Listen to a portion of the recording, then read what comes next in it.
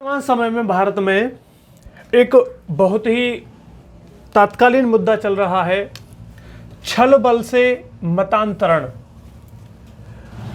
मतांतरण कर कौन रहा है? उनके पीछे ईसाई मिशनरी और इस्लामी समूहों का गहरा हाथ है।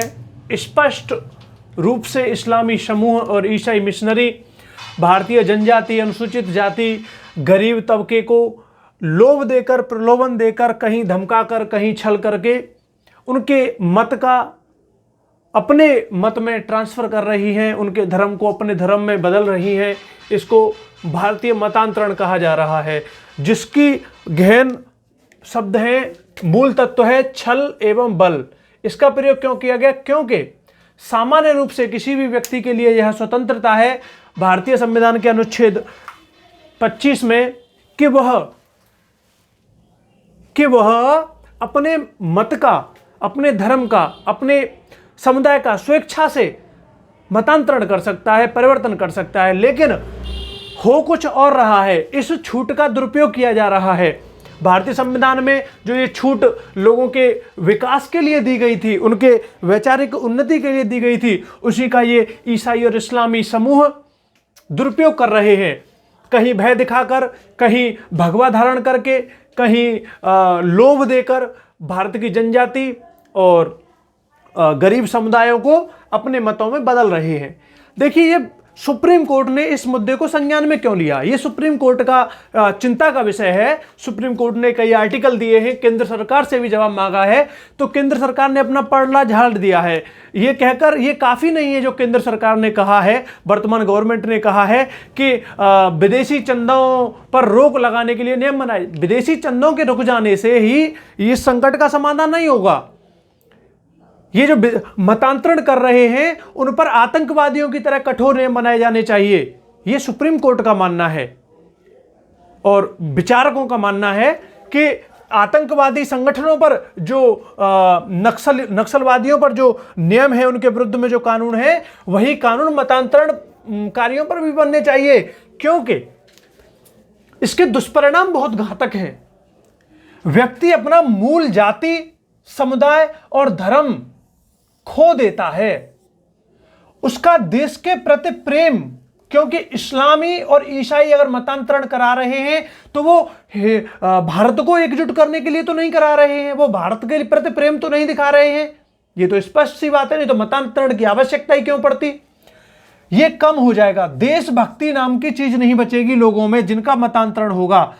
देव आस्थाएं बदल जाती हैं। भारत देव प्रधान देश है, धर्म प्रधान देश है। अगर इनका मतांतरण होगा और भारत के जो हिंदू हैं, हिंदुओं का मतांतरण हो रहा है, तो उनके देवताओं के प्रति उनकी आस्थाएं कमजोर हो जाएंगी। अपनी विरासत अर्थात संस्कृति के प्रति स्वाभिमान खत्म हो जाएगा।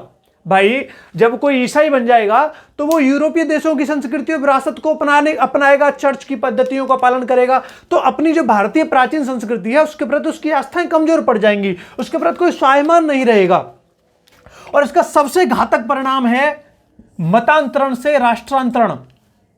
मतांतरण, जब तक मत का अंतरण था तब तक ठीक भी था, लेकिन यह अब राष्ट्रांतरण की रूपरेखा या वेशभूषा अपनाने लगा है। यह बहुत ही बड़े संकट की बात है। और इसी पर मूलतः राष्ट्रांतरण पर सुप्रीम कोर्ट ने विशेष संज्ञान लिया है कि केंद्र सरकार को विचार करना चाहिए, क्योंकि जब किसी व्यक्ति की आप संस्कृति बदलते हो, उसकी वेशभूषा बदलते हो, उसका धर्म बदलते हो, जिस राष्ट्र में रह रहा है आप किसी अन्य राष्ट्र का उसे धर्म देते हो, तो उसके अपने राष्ट्र के प्रति उसकी देशभक्ति, उसका नेशनलिज्म कमजोर पड़ जाता है। और यह भारत के लिए बहुत ही बड़े संकट की बात है। इसी संकट को संज्ञान में लेते हुए कुछ महान चिंतकों ने, जैसे तजम्मुल हुसैन, प्रोफेसर केटी साहू, लोकनाथ मिश्र ने इसका विरोध किया है कि मतांतरण नहीं होना चाहिए। भारत के 12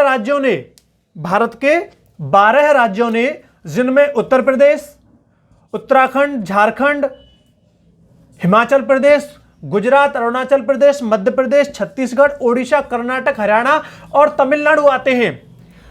मतांतरण विरोधी कानून बनाए हैं। देखिए दोस्तों, मतांतरण राष्ट्रीय अस्मिता के विरुद्ध एक युद्ध है। मतांतरण राष्ट्रीय अस्मिता के विरुद्ध एक युद्ध है और इसका हम सबको मिलकर जवाब देना होगा। इसको हमारी केंद्र सरकार को, हमारे सुप्रीम कोर्ट को एकजुटता के साथ सामना करना होगा, क्योंकि ये इस्लामी और ईसाई मिशनरियों का हिंदुत्व और हिंदुस्तान के विरोध में एक युद्ध है जो अंदर ही अंदर भारत को कमजोर कर रहा है, ऐसा मानना है सुप्रीम कोर्ट का।